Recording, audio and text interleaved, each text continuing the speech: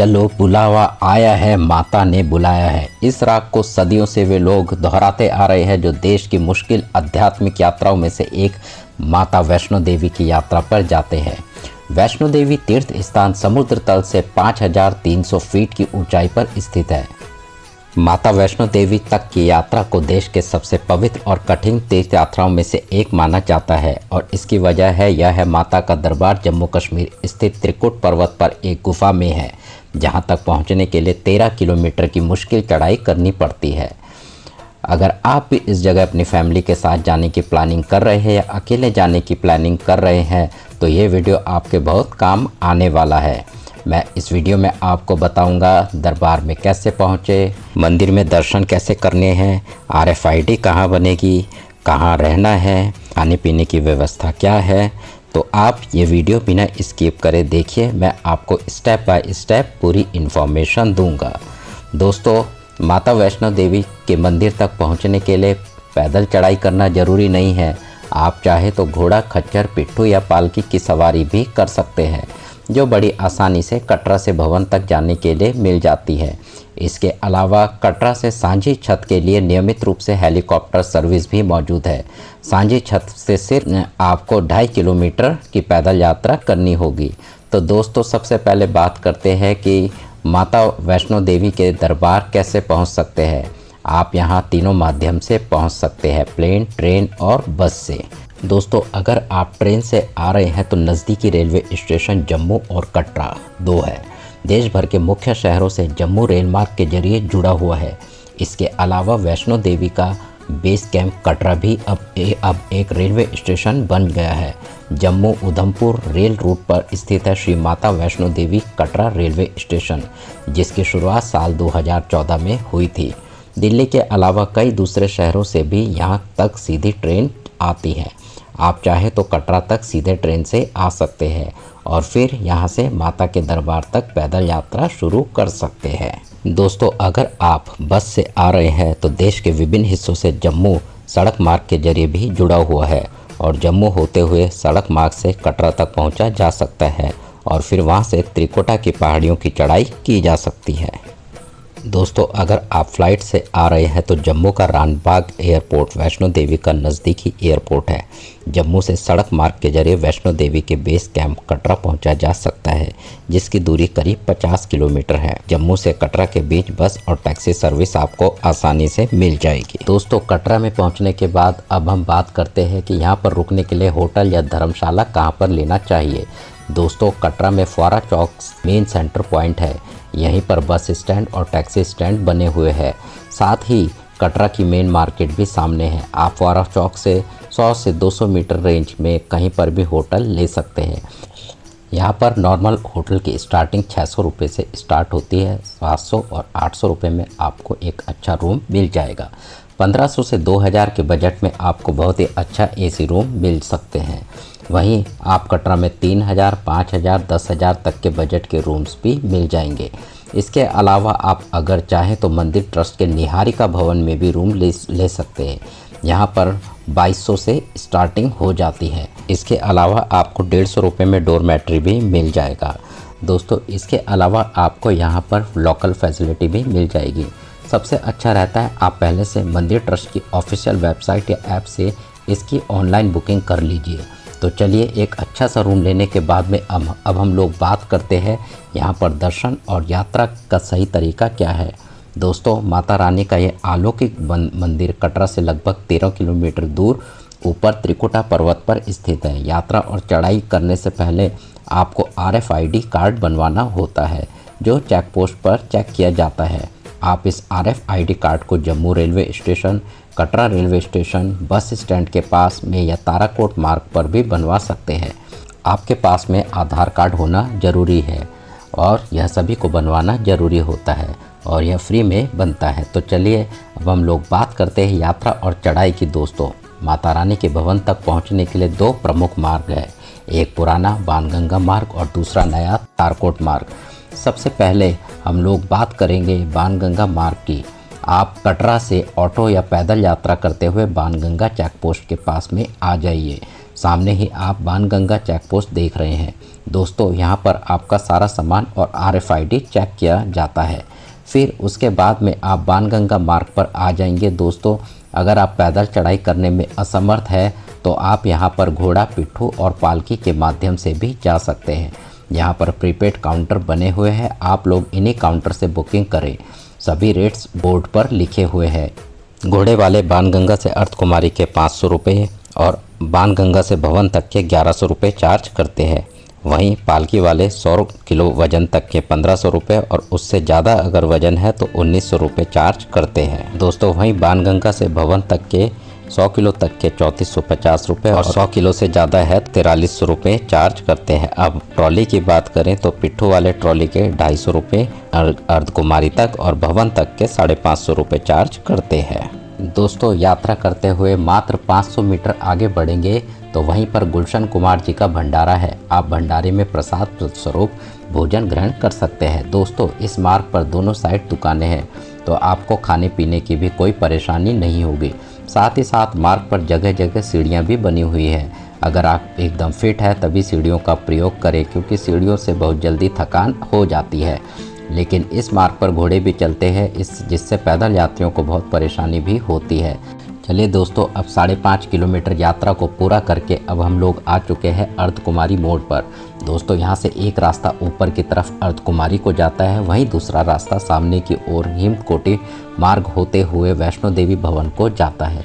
तो थोड़ी सी और चढ़ाई करते हुए अब हम लोग आ चुके हैं माता अर्धकुमारी गुफा के पास। यहाँ पर हमेशा 12 घंटे की वेटिंग टाइम रहता है। सबसे अच्छा रहेगा आप अपने ग्रुप का वेटिंग टाइम लेकर पहले वैष्णो देवी जी के दर्शन के लिए चले जाइए और वापसी के टाइम पर आप अर्धकुमारी जी के दर्शन कर सकते हैं।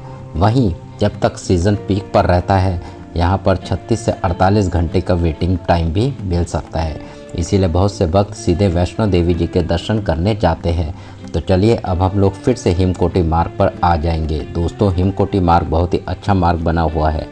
इस मार्ग पर घोड़े नहीं चलते हैं, साथ ही साथ इस मार्ग पर चढ़ाई भी एकदम नॉर्मल है। दोस्तों जो ये नया ताराकोट मार्ग है वो यहीं हिमकोटी मार्ग पर आकर मिलता है। तो आगे की यात्रा करने से पहले अब हम लोग बात करेंगे नए ताराकोटा मार्ग की। आप कटरा चौराहे से पैदल या ऑटो के माध्यम से ताराकोट मार्ग पर आ जाइए। यह मार्ग पैदल यात्रियों के लिए सबसे अच्छा मार्ग है, क्योंकि इस मार्ग पर घोड़े नहीं चलते हैं। मार्ग को बहुत ही साफ़ सुथरा और चौड़ा बनाया गया है। पूरे ही रास्ते जगह जगह पीने का पानी, गर्म और ठंडा पानी मिलता है। साथ ही साथ यहाँ टॉयलेट की भी बहुत अच्छी सुविधा मिल जाएगी। इस मार्ग पर चढ़ाई एकदम नॉर्मल है और जगह जगह सीढ़ियाँ भी बनी हुई है। लगभग 3 किलोमीटर की यात्रा को पूरा करने के बाद में आप मंदिर ट्रस्ट के लंगर के पास आ जाएंगे। यहाँ पर आप बहुत ही स्वादिष्ट प्रसाद ग्रहण कर सकते हैं। यहाँ पर बहुत ही प्यारा सा पार्क भी बना हुआ है। दोस्तों ताराकोट मार्ग से हिमकोटी अर्धकुमारी मोड़ तक की दूरी लगभग 7 किलोमीटर की है। इस मार्ग पर चढ़ाई तो एकदम नॉर्मल है, लेकिन लगभग 1 किलोमीटर ज़्यादा यात्रा करनी होती है। तो चलिए अब हम लोग फिर से आ चुके हैं हिमकोटी मार्ग पर और अब हम लोग अपनी आगे की यात्रा शुरू करते हैं। दोस्तों छोटे छोटे बच्चे हो या बूढ़े, सभी लोग अब माता रानी का जयकार लगाते हुए पावन यात्रा को करते हैं। यहाँ जगह जगह मंदिर ट्रस्ट के भोजनालय भी बने हुए हैं, जहाँ पर आप बहुत ही कम रेट पर खाना पीना खा सकते हैं। तो चलिए खाते पीते हुए रुकते माता रानी का जयकारा लगाते हुए अब हम लोग आ चुके हैं ऐसे पॉइंट पर जहाँ से भवन की दूरी मात्र 1 किलोमीटर की रह जाती है। दोस्तों यहीं से माता रानी का भवन भी दिखाई दे जाता है। भवन को देखकर आपको एक अलग ही ऊर्जा मिलेगी, आपकी सारी थकान दूर हो जाएगी। वहीं शाम को तो यहाँ की खूबसूरती का क्या ही कहना, आपको ऐसा लगेगा कि आप सच में स्वर्ग में आ गए हैं। वहीं दोस्तों अगर आप चाहें तो हिमकोटी मार्ग पर भवन तक जाने के लिए बैटरी कार का भी यूज़ कर सकते हैं। अर्धकुमारी से भवन तक के लिए बैटरी कार सेवा भी चलती है। इसके लिए आपको पहले से ऑनलाइन बुकिंग करना रहता है।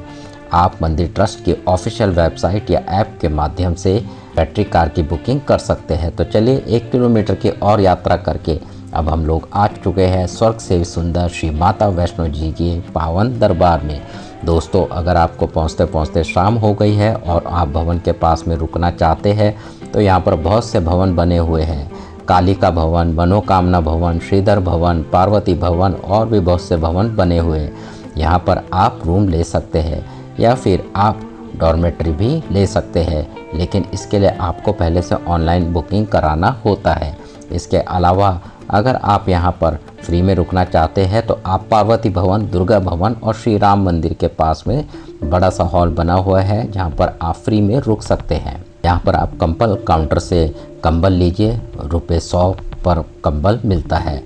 जब आप कंबल वापस करेंगे तो आपको वो रुपये वापस हो जाएंगे। तो चलिए अब हम लोग बात करते हैं दर्शन की। दोस्तों, यहाँ पर स्नान घाट बने हुए हैं जहाँ पर आप फ्री में टॉयलेट यूज़ कर सकते हैं, साथ ही साथ स्नान भी कर सकते हैं। स्नान करने के बाद में अब हम लोग अपना सारा सामान लॉकर में जमा करेंगे। यहाँ पर 2 से 3 लॉकर भी बने हुए हैं, स्काई वॉक के पास में, पार्वती भवन के पास में और भैरव बाबा मोड़ पर भी आपको लॉकर फैसिलिटी मिल जाएगी। मंदिर के अंदर मोबाइल फ़ोन, इलेक्ट्रिक सामान, पर्सनल पर्स, बेल्ट ये सब ले जाना मना है। तो लॉकर में सारा सामान जमा करने के बाद में लाइन में लगकर स्काई वॉक होते हुए आगे बढ़ेंगे। सबसे पहले प्राचीन गुफा के दर्शन करेंगे, फिर गुफा में प्रवेश कर माता रानी के दर्शन प्राप्त करेंगे। यहाँ पर माता रानी के पिंड रूप महाकाली, लक्ष्मी, महासरस्वती के रूप में विराजमान है। दोस्तों, आप सच में बहुत ही किस्मत वाले हैं जो माता रानी ने आपको अपने दरबार में बुलाया है। माता रानी आपकी सभी मनोकामना जरूर पूरा करेगी।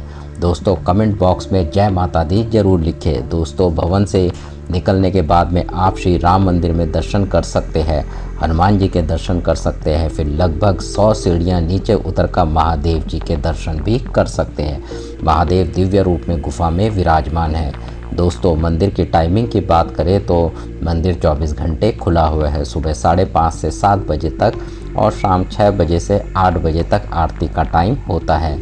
इस टाइम पर नॉर्मल दर्शन बंद रहते हैं। जो आरती में शामिल होना चाहते हैं वह पहले से ऑनलाइन बुकिंग करके इसमें शामिल हो सकते हैं। तो माता रानी के दर्शन करने के बाद में अब हम लोग चलेंगे भैरव जी के दर्शन करने। दोस्तों, ऐसी मान्यता है माता रानी के दर्शन करने के बाद में भैरव बाबा के दर्शन करना जरूरी है, तभी आपकी यात्रा पूर्ण मानी जाएगी। भैरव मंदिर भैरव घाटी पर स्थित है, जो भवन से लगभग 3 किलोमीटर दूरी पर स्थित है। यहाँ पर आप चाहे तो पैदल जा सकते हैं, घोड़े के माध्यम से जा सकते हैं, रोपवे के माध्यम से भी जा सकते हैं। रोपवे की टाइमिंग की बात करें तो सर्दियों में सुबह 8 बजे से 4 बजे तक रोपवे चलती है। गर्मियों में 7 बजे से शाम के 6 बजे तक आप रोपवे के माध्यम से ऊपर भैरव मंदिर तक जा सकते हैं। रोपवे का प्राइस ₹100 पर पर्सन का चार्ज रहता है, जो दोनों साइड के लिए होता है। रोपवे का टिकट आपको दुर्गा भवन के बेसमेंट से मिलता है और रोपवे मनोकामना भवन के पास से चलती है। सबसे अच्छा रहता है पहले से ऑनलाइन टिकट बुक कर लीजिए, इससे आपको टिकट की लंबी लंबी लाइन से बच सकते हैं। तो चलिए, रोपवे का बहुत ही प्यारा सा सफ़र पूरा करने के बाद अब हम लोग आ चुके हैं भैरव मंदिर के पास में। तो चलिए, सबसे पहले हम लोग भैरव बाबा जी के दर्शन करेंगे। लाइन में लगकर मंदिर में प्रवेश करेंगे, जहां पर हनुमान जी भैरव बाबा के दर्शन कर आशीर्वाद प्राप्त करेंगे। भैरव बाबा आपकी सभी मनोकामना जरूर पूरा करेंगे। दोस्तों, यहाँ पर बहुत ही बड़ा ओपन एरिया है, जहाँ पर चारों तरफ के नज़ारे बहुत ही प्यारे लगते हैं। साथ ही साथ यहाँ पर भवन के नज़ारे देखते ही बनते हैं। यहाँ से भवन के नज़ारे देखकर आपका दिल खुश हो जाएगा। तो आप यहाँ पर कुछ देर बैठें, आपको यहाँ पर बहुत ही अच्छा लगेगा। तो भैरव मंदिर में दर्शन करने के बाद आप पैदल, घोड़े या रोपवे के माध्यम से नीचे भवन में आ जाइए। फिर आप कुछ खाने पीने के बाद में कटरा के लिए वापसी भी कर सकते हैं। दोस्तों, भक्तों के लिए नीचे कटरा भवन तक के लिए रोपवे प्रोजेक्ट भी बनाया जा रहा है। उम्मीद है आने वाले महीनों में ये रोपवे प्रोजेक्ट पूरा हो जाएगा। दोस्तों, आप इस यात्रा को हेलीकॉप्टर के माध्यम से भी पूरा कर सकते हैं। कटरा से सांझे छत के लिए हेली सेवा मिल जाएगी। एक साइड का 2210 रुपये और दोनों साइड का 4420 रुपये का चार्ज होता है। सांझी छत से भवन की दूरी लगभग 2.5 किलोमीटर की रह जाती है, जिसे आप पैदल या घोड़े के माध्यम से पूरा कर सकते हैं। सबसे अच्छा रहता है आप इसकी बुकिंग पहले से ही ऑफिशियल वेबसाइट या ऐप के माध्यम से पहले ही करके आएँ। वहीं अगर आप offline on the spot ticket लेना चाहते हैं तो फिर आप निहारिका भवन से इसकी बुकिंग कर सकते हैं। अगर नॉर्मल भीड़ है तो आप सुबह लाइन में लग जाइए, दोपहर या शाम तक आपको हेलीकॉप्टर के टिकट मिल जाएंगे। वहीं ज़्यादा भीड़ भाड़ होने पर टिकट मिलना मुश्किल हो जाता है। तो चलिए दोस्तों, अब हम लोग बात करते हैं सबसे ज़रूरी बजट की, कि इतने बजट में इस पावन यात्रा को पूरा कर लेंगे। दोस्तों, अगर आप 2 लोग हैं, आप 3 डेज़ और 2 नाइट्स का प्लान बनाने के बाद में घर के लिए वापसी कर लेते हैं और आप पैदल यात्रा करते हैं, तो फिर आप मान के चलिए 6000 से 7000 प्लस ट्रेन टिकट, इतने बजट में आप इस पावन यात्रा को पूरा कर लेंगे। दोस्तों, मैक्सिमम लोग माता रानी के दर्शन करने के बाद पटनी टॉप और शिवखोरी की यात्रा भी करते हैं। दोस्तों, इसी के साथ हमारी ये यात्रा पूरी हुई। दोस्तों, मैंने इस वीडियो में आपको छोटी बड़ी सभी जानकारी देने की कोशिश करी है। आप कमेंट सेक्शन में ज़रूर बताएं आपको हमारा ये वीडियो कैसा लगा। अगर आपको कोई क्वेश्चन रह जाता है तो आप हमसे कमेंट सेक्शन में पूछ सकते हैं, मैं आपको रिप्लाई करूंगा। दोस्तों, अगर आपको हमारा वीडियो पसंद आया तो हमारे वीडियो को लाइक कीजिए, शेयर कीजिए। चैनल में नए हैं तो चैनल को सब्सक्राइब भी कीजिए। Thanks for watching.